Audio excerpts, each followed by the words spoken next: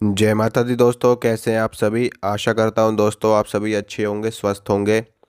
दोस्तों आज मैं आपको ये बताऊंगा कि अगर आप नवारण मंत्र का जप करते हैं और नवारण मंत्र के जप करने के बाद में आप पंचाक्षरी मंत्र का जप करते हैं, ओम नमः शिवाय का जप करते हैं या फिर सिर्फ नमः शिवाय का जप करते हैं, तो आपके साथ में क्या क्या होता है। इन दो मंत्रों की सम्मिलित ऊर्जा आपके जीवन पर क्या प्रभाव डालती है, आपके शरीर पर क्या प्रभाव डालती है और किस प्रकार से इन दो मंत्रों का जप करके आप अपनी विशेष मनोकामनाओं को पूर्ण करवा सकते हैं। तो चलिए शुरू करते हैं। मैं आपको बताता हूँ कि जो नवारण मंत्र है वो बहुत ही शक्तिशाली मंत्र है और देवी की पूजा में विशेष रूप से इस मंत्र की महत्ता मानी जाती है। इस मंत्र का सबसे ज़्यादा प्रयोग किया जाता है देवी की साधना में, आराधना में, यज्ञ में, हवन में।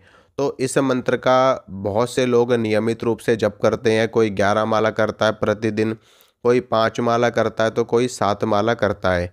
माता महाकाली, माता महालक्ष्मी और माता महासरस्वती का मिश्रित स्वरूप इस मंत्र में समाहित है और इस मंत्र के जप से ऐसा कोई भी कार्य नहीं है जो आप ना सिद्ध कर पाओ। वैसे तो ये मंत्र अपने आप में ब्रह्मांड है, अपने आप में सर्वशक्तिशाली है और यही मंत्र आपकी हर प्रकार की मनोकामना को पूर्ण करने में सक्षम है। और यह मंत्र देवी का मुख्य स्वरूप है। मंत्र देवी देवताओं का ही स्वरूप होते हैं, शाब्दिक स्वरूप होते हैं और मंत्रों का जप करने से मंत्र सिद्धि के साथ साथ देवता सिद्धि भी प्राप्त होती है, देवी सिद्धि भी प्राप्त होती है। तो नवारण मंत्र बहुत शक्तिशाली मंत्र है। अगर आप इस मंत्र का नियमों के साथ में ब्रह्मचर्य पूर्वक, अनुष्ठान पूर्वक 1.25 लाख भी जप कर लेते हो तो आपकी कैसे भी मनोकामना हो, कितना भी कठिन कार्य हो, कितनी भी बड़ी से बड़ी प्रेत बाधा हो, भूत की बाधा हो, कितनी भी बड़ी से बड़ी शत्रु बाधा हो, कोई रोग हो, कोई बीमारी हो, सभी का समाधान हो जाता है और हर कार्य में सफलता प्राप्त हो जाती है। अब अगर आप इस मंत्र का जप करते हो नियमित रूप से, तो इस मंत्र से होता क्या है कि आपके अंदर देवी की जो शक्तियाँ हैं, देवी की जो ऊर्जा है और देवी का जो स्वरूप है वो जागृत होना शुरू हो जाता है। जो हमारी कुंडलिनी शक्ति है वो देवी का ही स्वरूप है, माँ दुर्गा का ही स्वरूप है, माता काली का ही स्वरूप है। तो जब हम नवारण मंत्र का जप करते हैं तो हमारे शरीर के अंदर जो हमारे चक्र हैं वो जागृत होने शुरू हो जाते हैं और हमारी कुंडलिनी शक्ति जागृत होनी शुरू हो जाती है, ऊपर की ओर उठनी शुरू हो जाती है। जब कुंडलिनी शक्ति पूरी तरीके से उठ करके सहस्रार चक्र, सहस्रदल कमल में आकर के मिल जाती है तो यहाँ पर परमानंद की अनुभूति होती है और यहीं पर साधक की समाधि लग जाती है। और वह समाधि कितने समय के लिए लगती है यह साधक को खुद भी ज्ञात नहीं होता। तो बहुत ही दिव्य अनुभूति होती है, बहुत ही परम आनंद की अनुभूति होती है। जो साधक होता है वो अपने आप को मुक्त महसूस करता है, अपने आप को मोक्ष का अधिकारी मान करके वो अपने आप को मुक्त महसूस करता है। और ऐसी ऐसी ऐसी असीम शक्तियों का स्वामी वह साधक बन जाता है कि जिनकी आप कल्पना भी नहीं कर सकते। खैर ये सब बातें छोड़िए, मैं आपको बताता हूँ कि धीरे धीरे करके इस मंत्र से हमारे अंदर देवी की शक्तियाँ, देवी का स्वरूप जागृत होना शुरू हो जाता है, क्योंकि शिव और शक्ति दोनों एक दूसरे के पूरक हैं, एक दूसरे से पृथक नहीं है। इसका इसका हमें भगवान अर्धनारीश्वर से हमें सीखने को मिलता है, हमें देखने को मिलता है कि हर पुरुष और हर स्त्री एक दूसरे के पूरक हैं और इसी प्रकार से शिव और शक्ति भी है। तो अगर आप नवारण मंत्र का जप करते हो अपनी किसी भी मनोकामना को पूर्ण करवाने के लिए, तो आपकी उस मंत्र से भी वो मनोकामना पूर्ण ज़रूर होगी। ऐसा नहीं है, हर मंत्र अपने आप में पूर्ण होता है, चाहे वो सिर्फ पंचाक्षरी मंत्र हो, चाहे वो सिर्फ नवाक्षरी मंत्र हो। दोनों ही मंत्र अपने आप में परब्रह्म स्वरूप है और परमात्मा की, माँ जगदम्बा की शक्ति समाहित है दोनों मंत्रों में। शिव भी अपने आप में परब्रह्म है और माँ जगदम्बा भी अपने आप में परब्रह्म है, परमात्मा का स्वरूप है। तो इसमें ऐसा बिल्कुल भी संशय अपने मन में लेकर के मत आना कि अगर आप सिर्फ और सिर्फ नवारण मंत्र का जप कर रहे हो तो आपकी, और अगर आप ओम नमः शिवाय का जप नहीं करते हो तो आपकी मनोकामना पूरी नहीं होगी, ऐसा बिल्कुल भी नहीं है। ऐसा अपने मन में संशय दूर दूर तक लाना भी मत।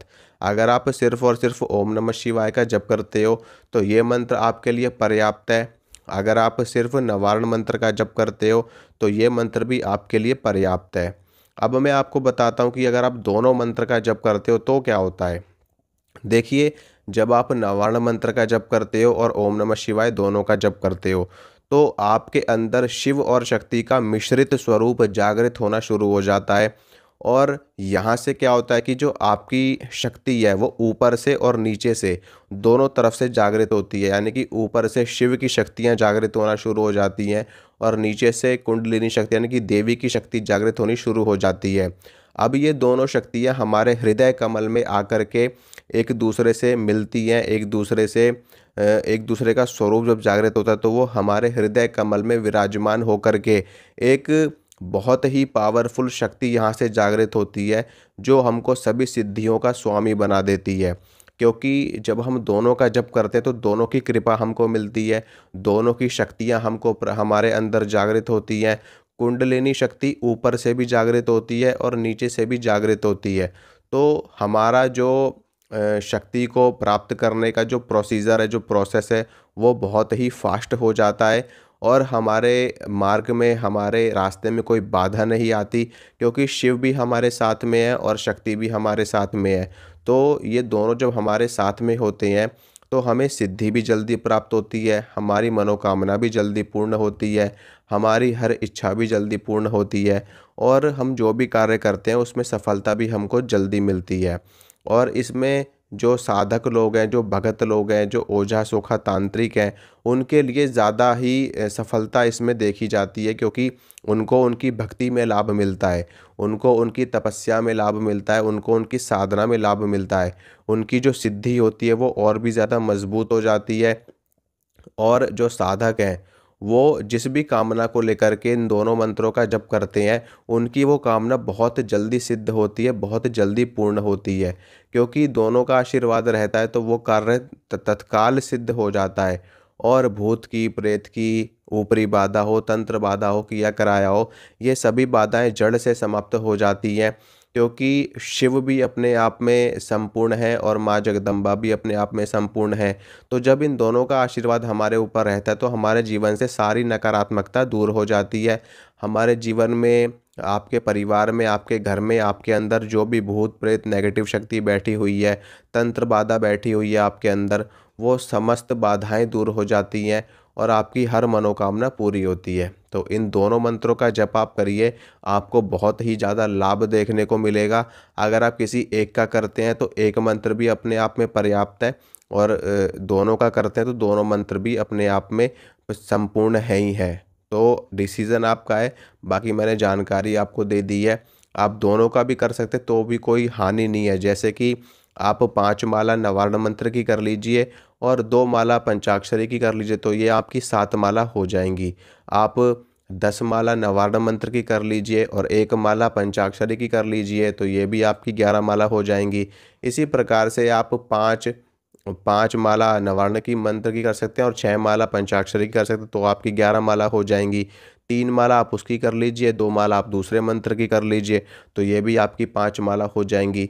तो जैसा भी आपको उचित लगे आप वैसा कर सकते हैं। मैं माता रानी से प्रार्थना करता हूँ कि आप सभी की मनोकामनाएं पूरी हों, आप सभी को सुख समृद्धि प्राप्त हो और आप सभी को, आप अगर आप भगत हैं, ओझा हैं, तो आपको और भी ज़्यादा तरक्की मिले।